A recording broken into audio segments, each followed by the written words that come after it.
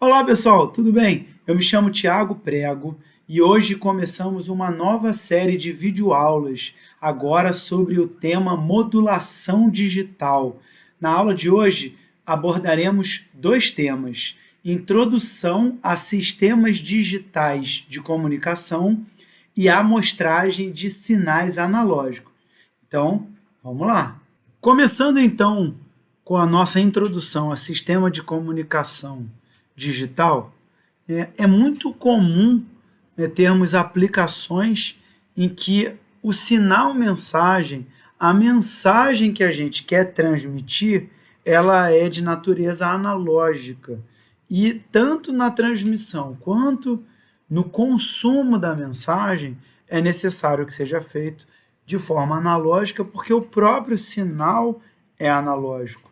Então, aqui nessa figura, nós temos dois exemplos disso que eu tenho certeza que você que assiste essa aula está muito acostumado a fazer.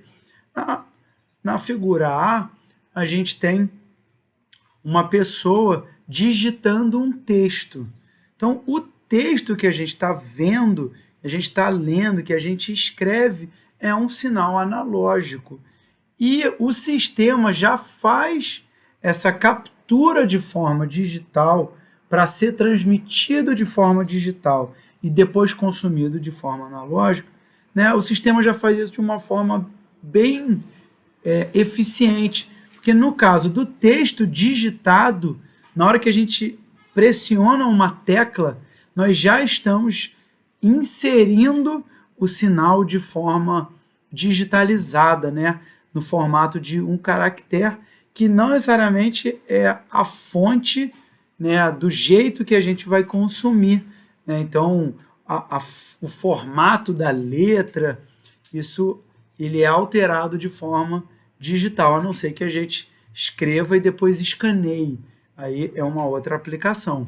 Na figura 1B, a gente tem uma pessoa enviando um sinal de voz, né? Então, muitas pessoas fazem isso pelo WhatsApp, pelo Telegram, tantos outros aplicativos. Então, na hora que a pessoa fala, né, ao microfone, o microfone pega o sinal de fala, que é um sinal, uma onda mecânica, né, de vibração das moléculas do ar, e esse sinal ele é digitalizado. Depois que ele é digitalizado, ele é transmitido, né, de maneira digital no receptor, que no caso é um outro aparelho, quando a pessoa aperta lá o play para ouvir, transforma esse sinal que chegou digital em um sinal analógico, que é o que a pessoa vai ouvir. Então, esse tipo de aplicação é muito, muito comum. Então, aqui a gente tem um diagrama de blocos, né, bem por alto, né, de forma bem genérica, de um sistema de comunicação digital com entrada e saída analógica. E a figura 2 é o transmissor. Então, M de T é o sinal mensagem analógico, passa pelo bloco de amostragem e vira o sinal MA de amostrado no domínio do tempo discreto. Por isso que saiu de parêntese T para colchete N, representando o tempo discreto. Depois que o sinal é amostrado, ele é quantizado, e a gente referencia como M de Q. Então, M de Q ele é amostrado e quantizado. Depois passa pela codificação, que é a maneira eletrônica de representar o sinal amostrado e quantizado através de um código. É muito comum termos sinais digitais sendo transmitidos já no formato da codificação, que inclusive a gente vai ver na aula sobre isso, que é chamado de codificação de linha. Então, por isso que volta a ser um sinal no domínio do tempo analógico T, mas esse é um sinal digital, não é um sinal analógico. Mais à frente a gente vai falar mais sobre isso. E para ser transmitido, é muito comum que seja feita uma modulação, pelos mesmos motivos da modulação analógica. Então, se você perdeu a nossa série sobre modulação analógica, pode ir no nosso canal, tem uma lista só de vídeos sobre a nossa série de comunicação analógica, principalmente sobre modulação analógica. E se você ainda não está inscrito no canal, aproveita e se inscreve aí embaixo. Então, o nosso Y de T é o sinal que originalmente era analógico, foi digitalizado, preparado pelo modulador para ser enviado. E os blocos de amostragem, quantização e codificação fazem parte do que a gente chama de conversão analógica e digital. Nós representamos como 3 blocos separados porque são processos diferentes, inclusive são processos matemáticos independentes um do outro, mas no bloco de transformação analógico-digital, de conversão analógico-digital, acontecem ao mesmo tempo. Então, o circuito eletrônico que faz a conversão analógico-digital, ele faz tudo de uma vez só, já amostra, quantizando e codificando, tá bom? Então, na ponta do receptor, ele já chega a um sinal modificado. Então, esse Y chapéu de T é um sinal que ele foi transformado pelo canal. Não vamos abordar aqui nessa série os efeitos do canal. Não vou falar sobre isso, se você não sabe o que é, pode procurar sobre esse assunto, ou se você quiser, escreve aqui nos comentários que eu posso fazer um vídeo só falando sobre tipos de ruído, ruído branco, ruído colorido, ruído aditivo, ruído convoluído e tantos outros tipos de ruído e efeitos do canal de transmissão. Mas o que importa aqui para nós é que chega uma versão modificada do que foi transmitido. Então, essa estimativa do sinal transmitido, do sinal enviado, passa pelo demodulador, o que vai dar uma estimativa do sinal digitalizado e precisa passar por um bloco de conversão digital analógico. E, ao final desse processo, a gente tem uma estimativa do sinal mensagem. Num sistema de transmissão, a gente não sabe qual foi o sinal enviado na maioria das aplicações. A gente só sabe qual foi o sinal recebido. Então, a ponta do transmissor sabe qual o sinal foi enviado, mas ele não sabe como esse sinal chegou. E na ponta do receptor, ele não sabe como é que era o sinal original enviado, só sabe o sinal que chegou. Existem formas de saber como foi transmitido, mas está fora do nosso escopo e, geralmente, é um processo controlado de ajuste fino, de projeto do sistema completo. Mas numa aplicação comum, quando eu envio, por exemplo, um áudio, a pessoa que recebeu o áudio, ela não sabe qual áudio que eu gravei, ela só sabe o áudio que ela recebeu. Parece que é a mesma coisa, mas não é não. Então, agora entrando especificamente sobre esse primeiro processo dentro do conversor analógico digital, falaremos aqui sobre amostragem. Então, a amostragem é o processo de coletar amostras de um sinal. Então, fica a dica, você que costuma dizer que uma pessoa é amostrada, que ela está se amostrando, na verdade, o que você quer dizer é que ela é uma pessoa exibida, ela está querendo se exibir, ela está se mostrando, mas ela não está se amostrando. Amostrar significa pegar uma amostra. Então, uma pessoa que está se amostrando, ela está arrancando uns pedacinhos dela e exibindo. E, bem, isso é uma cena meio bizarra, né? Então, voltando para cá, do inglês, a amostragem é sampling. Então, por isso que a gente vai usar o período de amostragem como T grande com o índice S, tá? De sampling. E na maioria das aplicações, a amostragem ela é feita num período fixo de amostragem. Tá? Então, o TS ele é fixo. E, geralmente, é no projeto do sistema que o período de amostragem é definido. Tá? A forma de representarmos um sinal analógico que foi amostrado, ou seja, a sua versão em tempo discreto, ou colocamos colchete N para representar o tempo discreto, sem dizer qual é a taxa de amostragem, sem deixar evidenciado que esse tempo discreto veio de uma amostragem do tempo analógico. Então, a forma de deixar evidente que é o tempo discreto que veio de uma amostragem é representando como um parênteses NT grande. Tanto o N quanto o T grande ficam nessa forma mesmo literal. A gente não coloca o TS aqui nessa representação. É só uma forma de deixar muito claro para quem está observando que é um tempo discretizado. Por que essa diferença? Porque existem sinais que eles já são de natureza digital mesmo.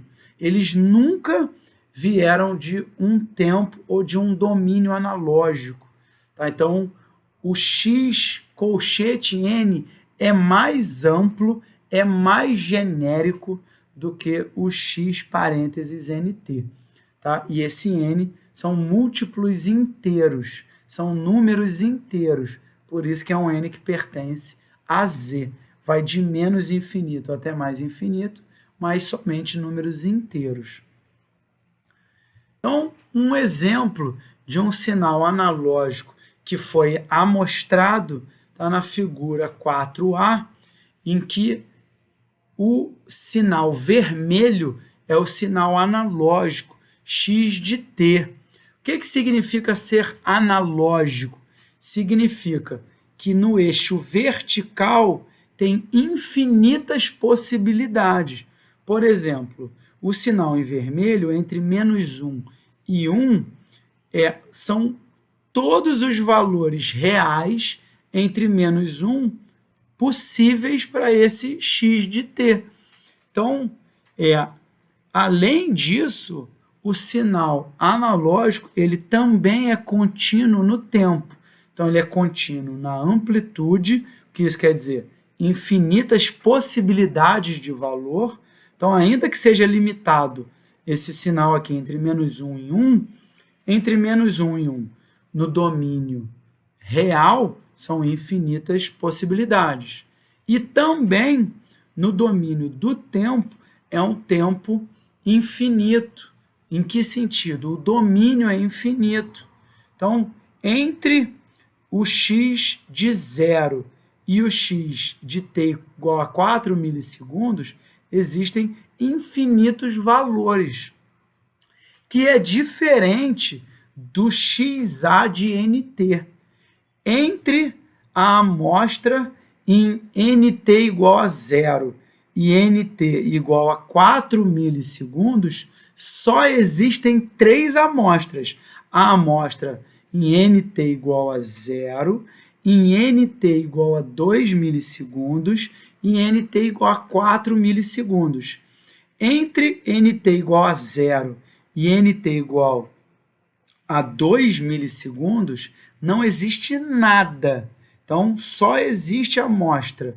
Só é definido o sinal xa de nt nos tempos nt igual a 0, nt igual a 2 milissegundos, nt igual a 4 milissegundos, nt igual a 6 milissegundos, inclusive para o lado negativo e para o lado positivo. Então, nos múltiplos inteiros de 2 milissegundos é que o sinal XA de NT é definido. Não existem valores definidos entre os períodos de amostragem. Isso precisa ficar muito claro para você. Na figura 4b, é o mesmo sinal amostrado XA de NT, mas representado no tempo discreto. Então, aqui, ó, o nosso domínio do tempo não é mais no domínio NT em milissegundos, mas sim em N em amostra. Então, a nossa amostra N igual a 0, aqui na figura 4A, está aqui, ó, no tempo discreto, 0 milissegundo. Aqui é 0 amostra, é a amostra 0, é a amostra referência. Então, na figura 4A, a amostra que está no tempo discretizado 2 milissegundos, na figura 4B, está na amostra 1. A amostra em 4 milissegundos discretizado é a amostra 2 no tempo discreto. A amostra em 6 milissegundos no tempo discretizado é a amostra 3 e assim por diante. Então, por exemplo, aqui não está representado, mas a amostra em menos 2 milissegundos no tempo discretizado seria a amostra menos 1 no tempo discreto. Ok? Então, o sinal na figura 4, o sinal analógico, é um cosseno 80πt. O que isso quer dizer? Que a frequência angular é 80 π radiano por segundo. A frequência linear em Hz é 40 Hz, o que dá o nosso período de 25 milissegundos. Então, aqui a gente tem um pouco mais de um período representado do x de t.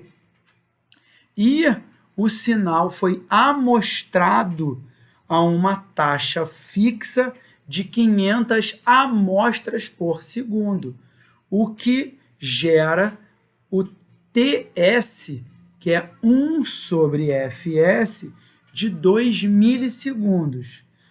Vocês verão na literatura muitas e muitas referências à frequência de amostragem dada em Hertz.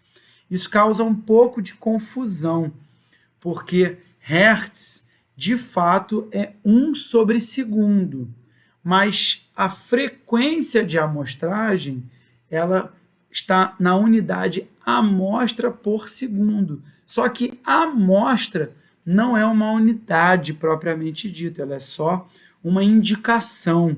Então, o período de amostragem é segundo por amostra. Por isso que o inverso é amostra por segundo. Mas segundo por amostra não é uma unidade propriamente dita. A unidade é segundo.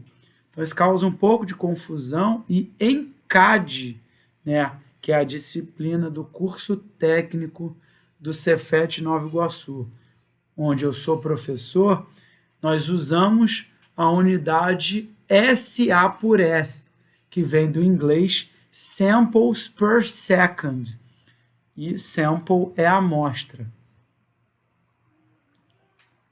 Por exemplo, nos osciloscópios digitais, é muito comum ver em algum lugar da própria carcaça do osciloscópio vir escrito um número lá, SA por S.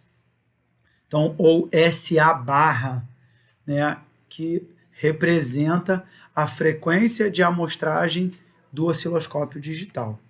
Falando então dos efeitos da amostragem no tempo, mas da ótica do domínio da frequência. O que isso quer dizer? Existe, fora do nosso contexto de comunicações analógicas e digitais do curso técnico de telecomunicações, nós podemos fazer a amostragem de sinais no próprio domínio do tempo, né? Coletando as amostras no domínio do tempo, mas também existe a possibilidade de amostrar já direto no domínio da frequência, que não é isso que eu estou falando aqui, né? Nós vamos observar os efeitos de fazer a amostragem, né, no tempo, mas o que acontece quando a gente olha o sinal no domínio da frequência.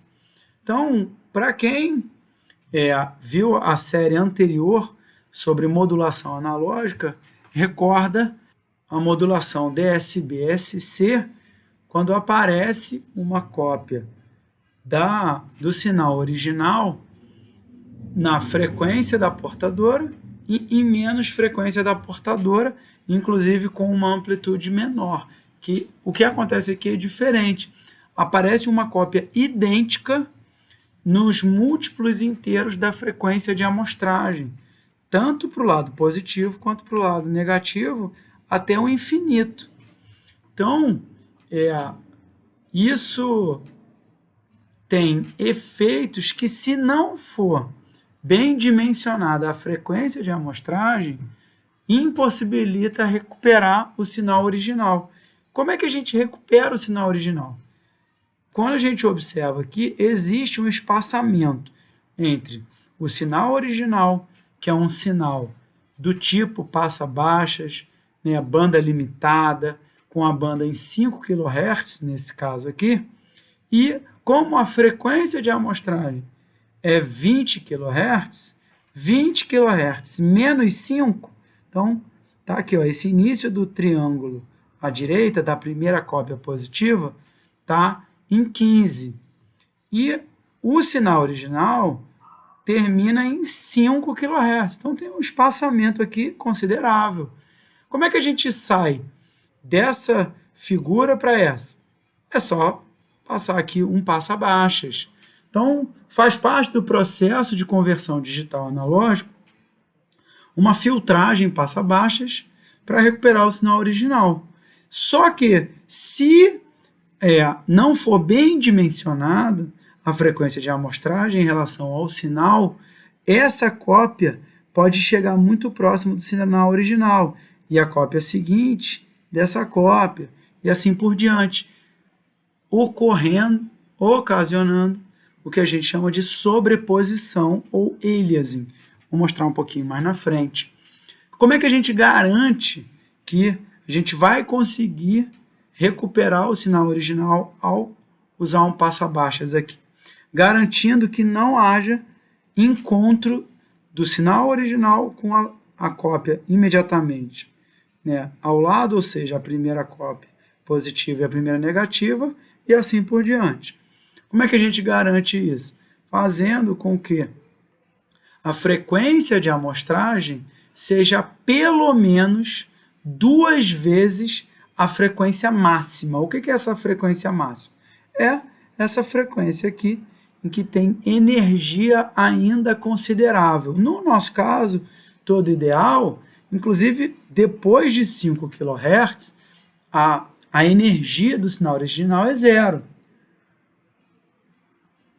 Não precisa ser exatamente 0, mas muito pequenininho, que quer que isso seja, vai depender da aplicação. Então, e essa regra em que Fs tem que ser maior do que 2 vezes a frequência máxima é o que a gente chama de regra de Nyquist. E quando a gente fala a frequência de Nyquist, é a frequência de amostragem igual ao dobro de Fmax. Mas precisa que seja maior, estritamente maior, tá?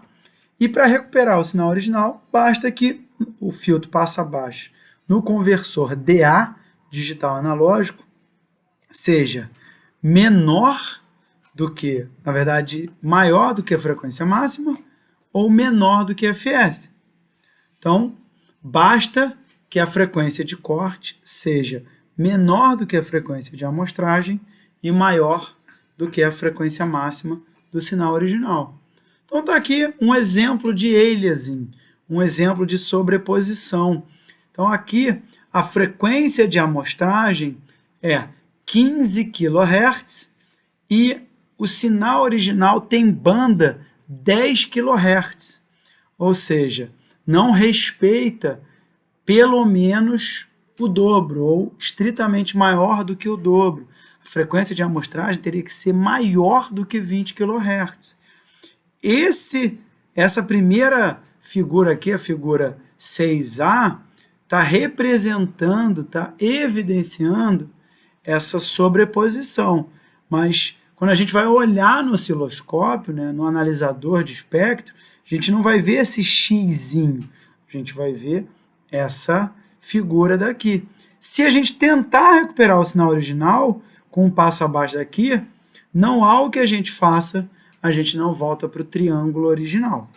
Então, o efeito de aliasing, ele não consegue ser remediado, ele consegue ser evitado, mas uma vez que ele tenha ocorrido, não tem o que fazer. Como é que a gente garante que não vai ocorrer aliasing? Se a gente fixa a frequência de amostragem, o que é o mais comum nos sistemas de comunicação, a gente pode colocar um filtro passa-baixas antes do processo de amostragem, antes do bloco de amostragem.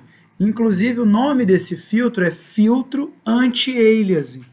Então, como é que a gente faz isso? A gente a gente projeta um filtro passa-baixas que tenha uma frequência de corte menor do que a frequência de amostragem. Então, isso garante, né, que não vai ocorrer aliasing. Na verdade, a gente precisa garantir. Então, o que a gente faz? A gente projeta um filtro passa-baixas em que a frequência de corte do filtro passa-baixas precisa ser menor do que a metade da frequência de Nyquist, né? Do que da frequência de amostragem, para garantir que a frequência de amostragem vai ser maior do que o dobro. Então, um exemplo disso está de novo, né, pegando a aplicação de telefonia móvel. Então, sistemas de telefonia 3G, por exemplo, usam por padrão, por convenção, frequência de amostragem 16 quiloamostras por segundo.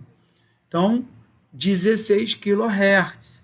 Então, o passa-baixas, que é tipicamente utilizado para o filtro anti-aliasing, é em 7 kHz.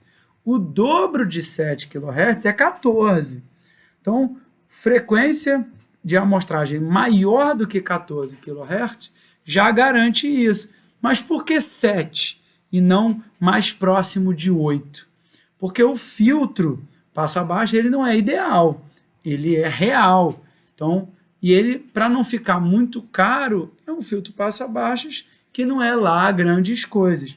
Então, dá esse 1 kHz de distância entre a frequência de corte e metade da frequência de amostragem. O sinal original, ele de fato foi alterado.